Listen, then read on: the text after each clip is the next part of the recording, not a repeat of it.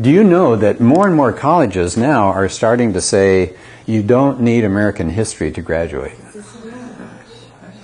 That just sends chills up my spine. I can't believe that, but it's true. In fact, I was looking up something the other day, getting ready for the class, and kind of ironic, there's a school back east called George Washington University. They have now, as of 2016, they got rid of American history as a requirement. Doesn't that irony just make your heart, it just makes my heart hurt. It's just, really. So they don't have to graduate. Now, they can take a lot of history courses. I mean, they still, if you want to major in it, you have to take some history, but you can take all these oddball histories and not general American history anymore. Do you know back in the 70s, I don't know what happened to it, but there was a textbook that was being looked at to decide whether they wanted to use them in the Texas school systems for kids. Do you know that somebody counted it up? They had 5 pages devoted to Marilyn Monroe and 4 lines devoted to George Washington. More space was devoted to McCarthy, the McCarthy hearings, than anything about America's, famous founding fathers and things like that. So something's gone kind of crazy with this stuff here. So I thought maybe today we could take a look at the religious history, because we're starting to get. Sorry, you guys, am I in the way here? I'm going to move over. Is that right? Okay. Yeah. So here's the modern secular view that we're starting to hear more and more. And so I picked 2 people, Bill Maher, Bill Maher, and Bob Woodward, as of the Woodward and Bernstein people. And so here's what Maher said: the Christian right happens to be hijacking this country. I don't think this is what the founding fathers had in mind. Really? Okay, we'll see how that turns out. Woodward: we have a minority religious group who wants to impose their religious values on a secular country that has separation of church and state. We're going to come back to the separation of church and state because that's been so badly misused over the years. So is that true that these founding fathers, and remember what we did the other week was we looked at the Pilgrims and Puritans. Now we're moving on to look at the founding father period, the 1700s. But I want to do just a real quick background as far as colonial America. So Jamestown, when it was founded, in their charter, it said, every plantation which our Heavenly Father hath not planted shall be rooted out. Jamestown, that's 1607, from the very first people that came here, that was in their charter. It's going to be heavenly oriented. We talked about the Pilgrims and the Puritans. Wow, they were just strict Calvinists from the get-go, and we looked at their material the other week. And the other early colonies that started following, almost all of them mentioned God and Christianity in their charters. This is their formal setup as they start their colony, and God is in there. And by the 1770s, almost 100% of the people here in this land were Protestants, not just Christians, but Protestants. You had some Catholics, you had some other groups along the way, but a lot of them were Protestants. So why do we still have God on our money? What's that? Why do we still have God on our money? Why do we still have God on our money? I don't know. That's probably maybe the next thing that goes, huh? So let's look at the Constitution. The complaint, the critics will say, is that, well, the word God doesn't appear in there. It does in the Declaration of Independence, doesn't it? We're endowed by our Creator, but the word Creator doesn't pop up, and the word God doesn't pop up in the Constitution. But here's the deal. The Constitution that we see today, that's there in Washington under glass and all, that came from state constitutions. It wasn't out of thin air that this thing came about. It came from state constitutions. They were modeled after colonial era documents that they set up. And they were called covenants more so than constitutions. So you can hear that New Testament, Old Testament term. They saw them as a religious covenant that was put together. Washington, as they were beginning to meet and figure out how do we want to organize this country, how do we want to put our powers together and who's going to be in authority and things like that, he took Thomas Hooker's Constitution. Hooker is a really famous Puritan preacher in the colonial time period. He wrote the first Constitution in America. It was a Puritan preacher who wrote a Constitution, and Washington took that thing and he gave it out to all the delegates who are coming to make the American Constitution, and he said, this is what we ought to go by. Steeped in religious material, absolutely steeped in religion. So we brought up George Washington. Let's take a look at him. I like this a lot better than some of those pictures of him where his face looks kind of puffy and all. This is a nice... chiseled look. Chiseled look, yeah.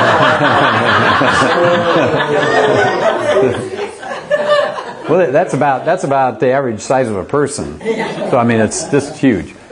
So was he a deist? I guess the question would be, so what does it mean to be a deist? Well, during this time period, deism was coming on as kind of a rational replacement for Christianity. It was sort of a dry religion. It said there was a God. Yeah, there's a God. But he doesn't interfere with anything. He started the world, thanks to Newton, as he began to figure out how planets go around and gravity and all that kind of stuff. They started thinking of the whole universe as a clock with pieces, and everything meshes and everything works just nice. It's very mechanical, the universe. And so the idea was, well, maybe there's a God, okay. But all he did was kind of wind that clock up, and then he set it down, and then he doesn't interfere. He doesn't get involved. Don't pray to him. He doesn't do miracles. He's off somewhere else. And you're kind of on your own. Make your life as good as you can. Be a nice person. That kind of thing. That's deism. So, the secular comment these days is, well, he was probably just a deist. He just kind of gave lip service to God. Oh, really? He grew up going to church, and these are the kinds of churches. Every Sunday they would do the Apostles' Creed, the Lord's Prayer, 10 Commandments. Everybody recited these things. Now, does that mean it affected his heart? No, but he's steeped in it. He was a vestryman in his church. That meant he was kind of like an elder. They would hire and fire pastors, and they would make sure the economics of the church functioned, and a week-to-week kind of thing. So, I mean, that's more than just sitting in the back pew someplace. This guy was really involved in his churches. He made a big deal about chaplains in the military. Now, did he have to do that? No. Why would you do that if you didn't have any interest in Christianity? After Valley Forge, you recognize the term there, Valley Forge, he wrote this to his troops. To the distinguished character of a patriot, it ought to be our highest glory to add the more distinguished character of a Christian. He didn't have to write these things. Nobody is making a big deal about it. It's not like a talk trying to get elected or anything. He's already the general of the troops there. And yet he says something like this. It's great. I'm glad you're patriots. You showed up. You stuck it out here at Valley Forge. But better than that would be to be a Christian. Gary? Famous picture of him Kneeling? kneeling in the snow. Yeah, kneeling in the snow. Which he did not do in front of anybody. Someone just came along and saw it. Yeah. And that story was told. Yeah. I've got more about Washington as well. One time, a group of Indians sent I think it was a written message to him, just asking, what the government could do for them. Now he said this: "You do well to wish to learn our arts and ways of life, and above all, the religion of Jesus Christ. Congress will do everything they can to assist you in this wise intention." Now, do you hear church and state mixing there? He spoke of providence. Somebody went through his talks. He spoke of providence again and again and again. That was his term, and a lot of the terms that they would use back then for God. That he was active in world affairs, especially the revolution. If we have time today, I want to tell you a really fascinating story of what happened during the war. One obvious episode of the hand of God involved in helping the Americans survive. God's help, he says, to the American cause was so conspicuous that one must be worse than an infidel that lacks faith and more than wicked that has not gratitude enough to acknowledge his obligation. So he saw it firsthand. He said God was there. His hand was on these things that happened. Finally, on his tomb is a reference to John 11. I'm the resurrection and the life. He who believes in me will live even though he dies. Again, these are things that don't have to have been there. They don't have to have been things he said and did, but very connected with the Christian faith. Let's move along to the Founding Fathers. He would be one, of course, but I wanted to do Washington separately. So were they deists? Well, the famous ones, 2 or 3 of them, yes. And there they are up there, and that's about it, out of the Founding Fathers. Now, when you see that term capitalized, Founding Fathers, it's an actual proper list of about 55 or 56, I've forgotten how many, 56.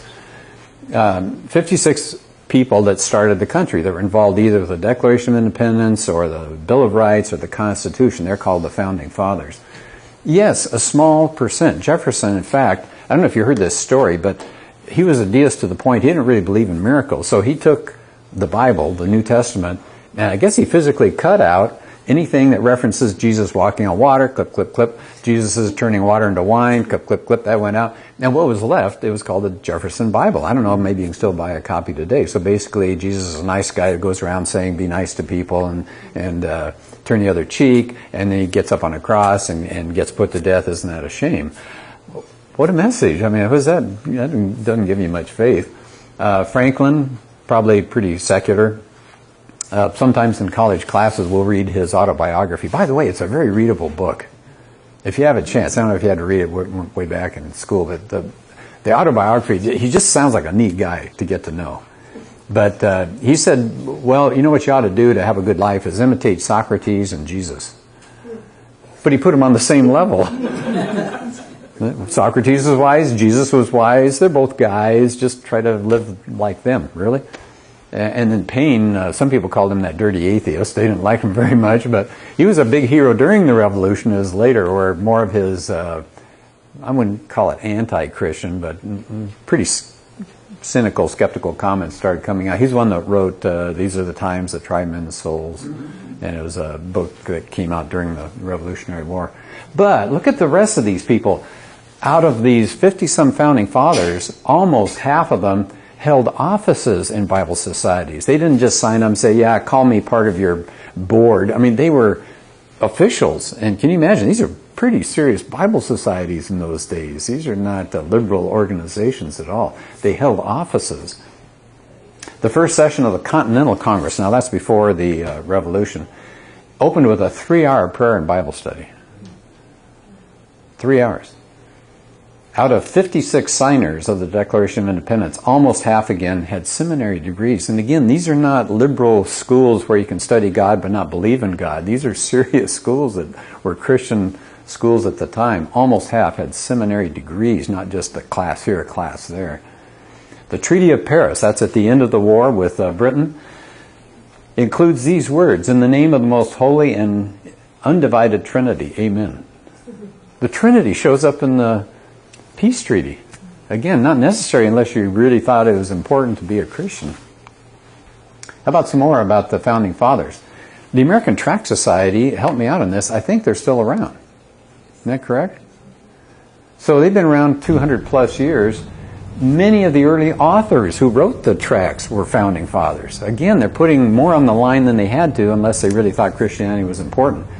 John Jay, he wrote part of the Federalist Papers to try to convince people to vote for the Constitution. He was the first Chief Justice of the Supreme Court. Can you imagine that? Pretty high honor, pretty well-known individual.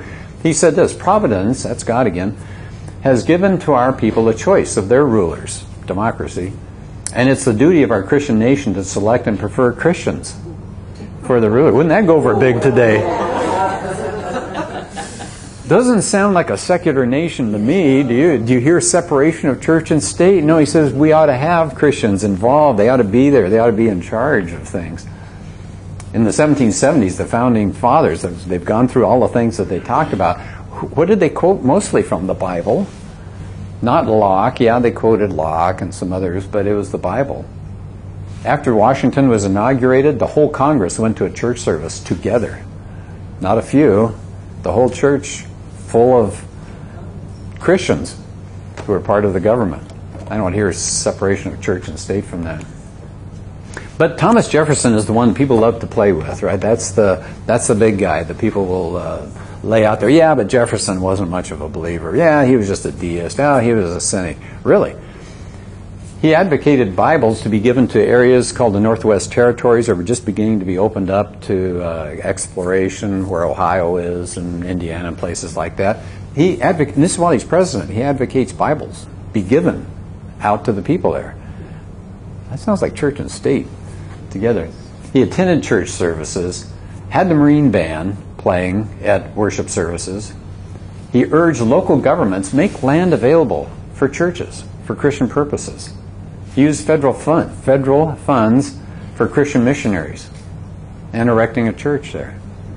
Wow. You don't hear this kind of stuff, though, do you, these days? What do you say about Christianity?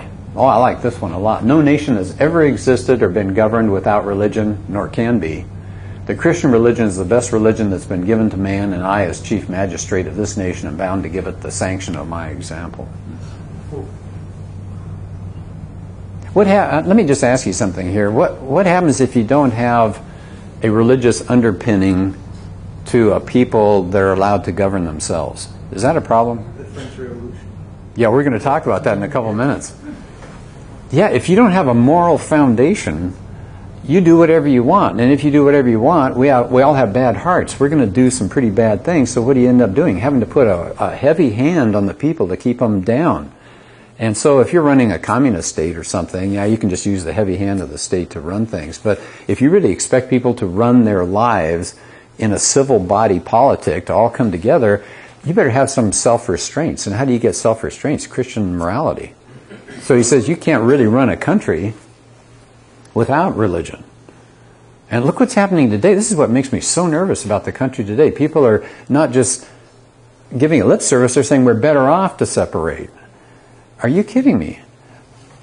Look what Jefferson said. He's your hero, but if you don't like Christianity, you go to Jefferson. But look what he had to say. You can't have a country without some sort of moral, religious basis. You get chaos. I mean, we're starting to see it in the streets right now. People are refusing to come together as a nation. And we talked about that last week. It makes me very nervous to see that kind of thing. And pretty soon, it's got to be more cameras on street corners. It's going to be more invasion of privacy. It's going to be more police on the streets. It's going to be more and more of this, I don't want to call it police state, but I just think we're heading for more and more outward pressure on us to obey because we can't do it ourselves once you cut the ties from religion. There's no morality there anymore. People don't function very well without that. But what about that wall of separation? People love to talk about that wall of separation that Jefferson was talking about. Well, let's give the background to this thing. It was a small church called the Danbury Church, and they sent Jefferson a letter. So it's not an official thing. This is not like in Congress they're debating it or anything like that. It was just a private letter to Jefferson saying, hey, we're a little concerned about what we're going to be undergoing as a small religious group. Jefferson, by the way, was not even in the U.S. when that First Amendment talking about freedom of religion was being debated. He was not there. He was a minister to France. He was our French ambassador at the time. So he was not here. He didn't really know the background of the... So right off, he's not the expert to go to. If you want to say, what did the First Amendment mean? Go to Madison. Go to some of these other people. Don't go to Jefferson. What did he say in the letter? He said, we want a wall to protect religious activities from the government. So the wall is, in a sense, the wall's around Washington. The wall isn't around our church that we can't say something outside the church. So it was exact opposite wall. He says we got to protect the citizens as they want to express themselves from infringement coming from a federal government. And for over 100 years, that phrase, because it's in that letter, the separation of church and state, that wall of separation. For over 100 years, the Supreme Court and national organizations always interpreted it as don't set up a national church that everybody has to attend and you snuff out all these smaller churches. So you don't want to have a national Episcopal church. You don't want to have a national Baptist church. Don't do that. People had seen what that was like over in European countries. And it did not encourage church attendance, did it? I mean, it ended up whoever your ruler was, that was the religion for a while, and then that ruler died, maybe somebody else came along. All of a sudden the religion changes, and now you thought you're okay before, and then it's just all ritualistic anyway, and people just blew that off as useless. So they said, let's not do that. We don't want to have a single national denomination, Catholic or Protestant or whatever. Let the best man win, in a sense, just like economics. Let them go out and work with their own group of people here. It wasn't until, now we're in about, the 70th year of this. 1947 was the first time the Supreme Court said, no, separation of church and state. The church can't influence the state. It should not be connected in any way with the state, which is not what they were talking about at all. So we've lived under this for a pretty short period of time when you consider the whole history of the United States. Gary, do you know who the Chief Justice was? In 47? Earl Warren was the 50s, but it was probably pre-Earl Warren because he got appointed by Eisenhower. So I don't know. Yeah, I don't know what the vote was either. I don't know if it was a close vote or a real lopsided vote, but we're living in a post-Christian nation, and we're seeing more and more of these decisions coming from the Supreme Court that seem really strange from our whole country's history. So what did the founders believe about religion and government? Well, they were not opposed to having a religion connect to the government. You've already seen some of the quotations about that. Washington declared a day of prayer and thanksgiving when the Constitution was amended and ratified. Madison, what about Madison? Let's get off Washington for a minute. Madison declared a day of prayer to God and fasting. He said, before any man can be considered as a member of civil society, he must be considered as a subject of the governor of the universe. There we are again. You want to be in a civil, I think that can mean several things, right? It means people coming together, but it can also mean civil, getting along well. He said, how can you be a member of a civil society, especially with the responsibilities of making choices of your leaders, and for heaven's sakes, you get to vote yourself money. Taxes and that kind of stuff. And do we have the kind of moral fiber to be able to not just give ourselves things until we run out of money? He was saying the only way you can be a member of that kind of society, realize you're not in charge. There's a person over you, the governor of the universe. I think that was an interesting choice of words, governor. Individual states had established churches. So what's the big deal? There was no intention by the founders to get rid of God and state. If they thought they wanted to get rid of God, they would have gone after those individual churches. But they said, no, that's fine. So the churches had official state religions. They were just saying, we don't want the federal government to set up a state religion that everybody in the whole U.S. has to follow. The framers of the First Amendment declared a national day of thanksgiving to God after they ratified the First Amendment.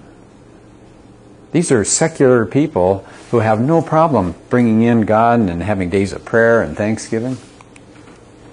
I like this quote from John Adams. Our Constitution was made only for a moral and religious people. It's wholly inadequate to the government of any other. Do you hear how many times that keeps coming up? If you're not a religious people, if you cut your ties from religion, what do you end up with? Not a democracy anymore. And if it is, it's going to be a very heavy-handed one that is just a democracy in name. It's going to be a sham. It's going to be whoever's in power has to push down hard on the people, or it'll be utter chaos. The general principles on which the fathers achieved independence were the general principles of Christianity. This is still Adams. I will avow that I then believed and now believe that those general principles of Christianity are as internal and immutable as the existence and attributes of God. There's Christianity, not just God talk, but there's Christianity talk. And he says, here's the guy that knows. He was back there doing all the stuff from the Boston Massacre on.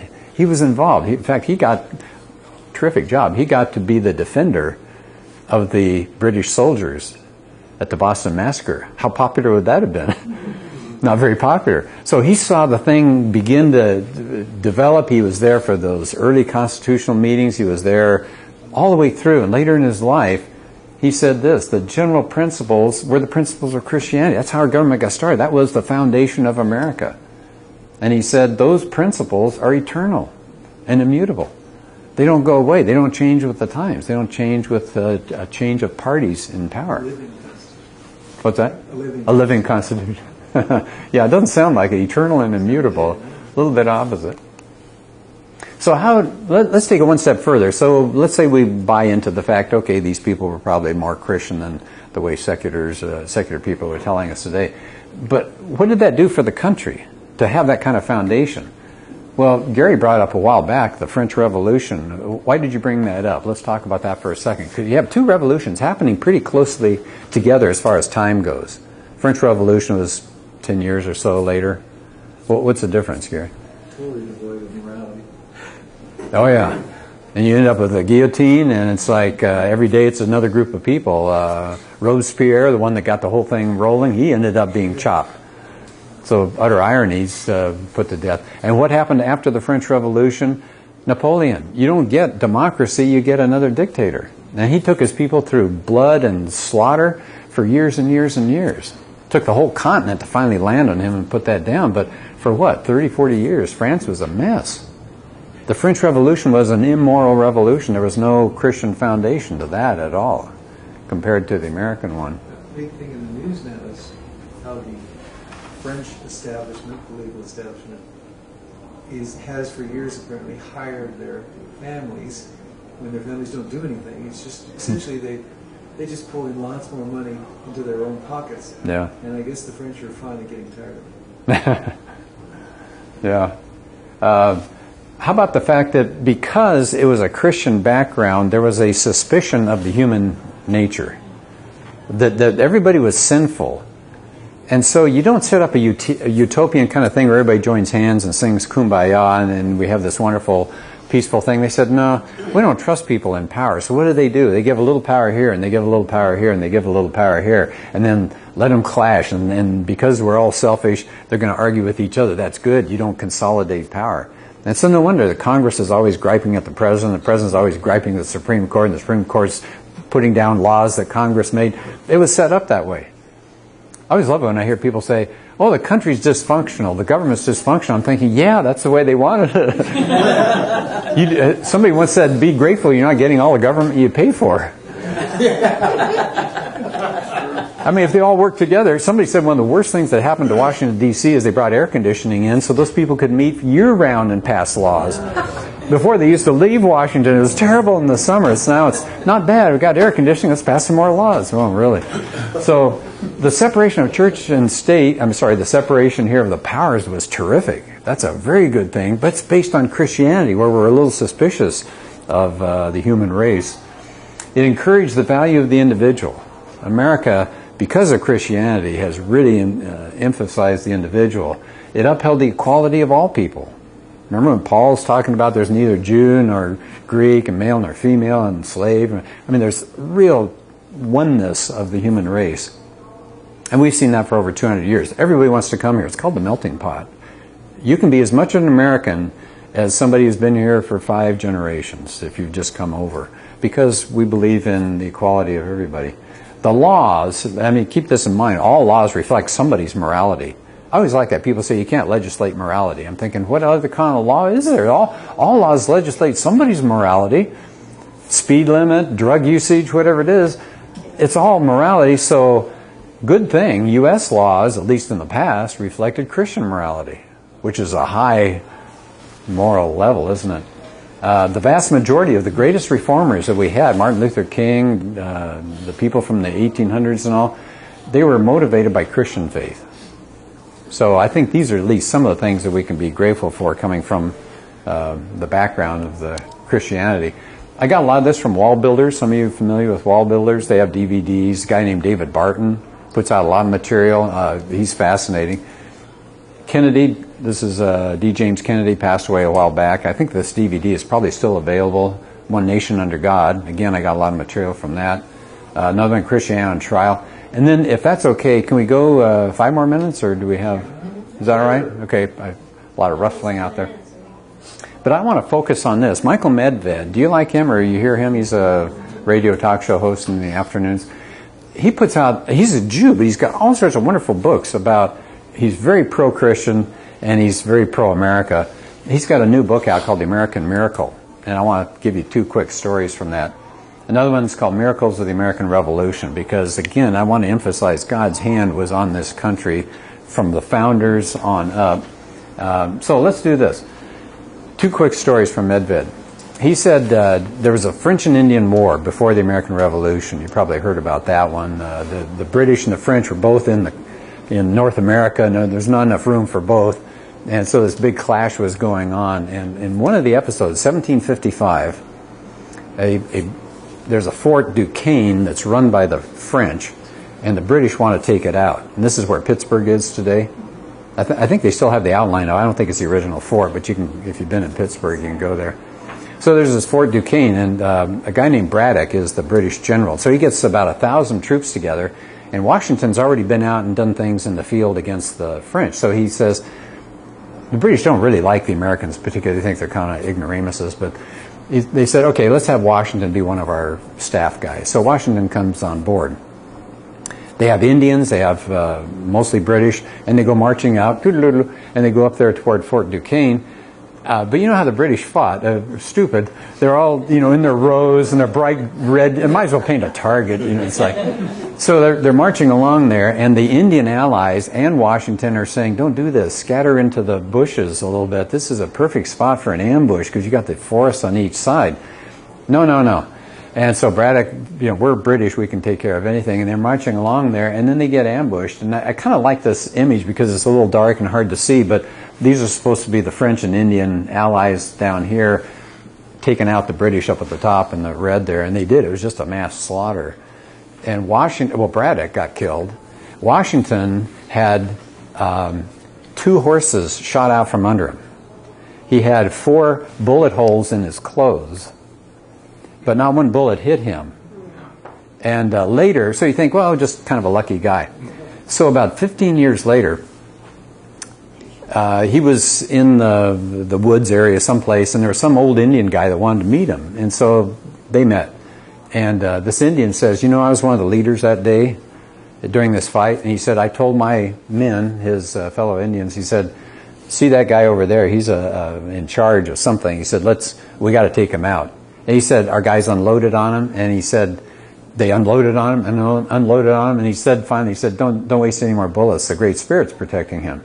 So he came up to Washington and he said, I just know you have great things in front of you because the Great Spirit sees you as a powerful individual. So, that's more than just lucky shots that never got to hit home. But, so there's one story. The other one that is during the war itself, sorry, it's a little faint here, so you probably can't see it very well. After the war starts in 1776 in Boston, that's where the British are. So Washington is first given the generalship, and he comes down and they choke off Boston, so the British leave. And so the Americans go, yay, the British are gone. And Washington says, they're not gone, they're just temporarily reassembling, they're coming back. So the best guess, and they guessed right, was New York would be attacked because the British could come up in New York, split off the northeast colonies versus the southern colonies. And New York was a big city at the time. So Washington brings his army out. I wish you could see it better. This is Long Island here. There's the East River here, and there's Manhattan up here, and this is the Hudson. So Washington comes to Long Island. You going to try something there? Oh, does that help at all?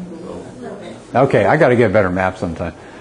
So Washington is on Long Island, this big island that moves up like this. The British come and they do a sneaky thing. See the red arrow here? He didn't know about it. Nobody knew about it. There's this little used path, and somebody spilled beans, and so a lot of the British troops came around here and they smashed the American army. The American army went back as far as they could to the edge of Long Island. Now they're just hanging by their fingernails.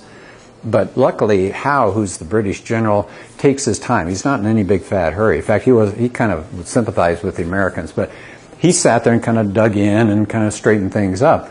So the night came, and Washington's got to get his troops out of there because in the morning, what's going to happen? The British, do you see the little ship signals here?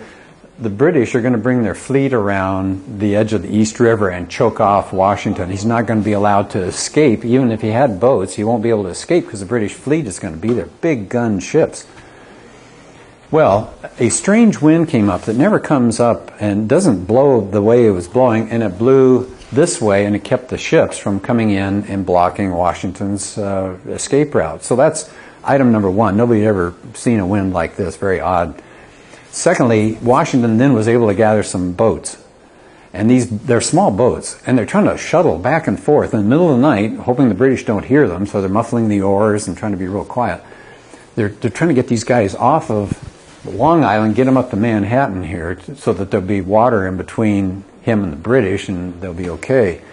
But daylight comes, and they haven't gotten the troops all the way across. They've got about half of them, and they still have thousands of these poor guys stuck there. And once the sun comes out and the British see what's going on, the British come and they'll just destroy what's left of the army and probably end the war.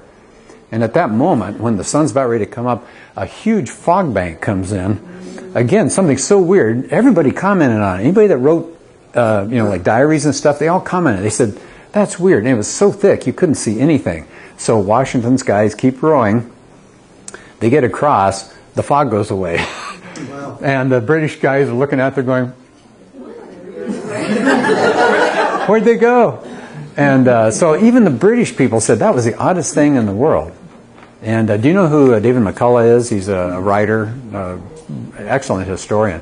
And he said, for a lot of people, he wouldn't commit himself. He said for a lot of people, they saw it as God's hand. And I think so too.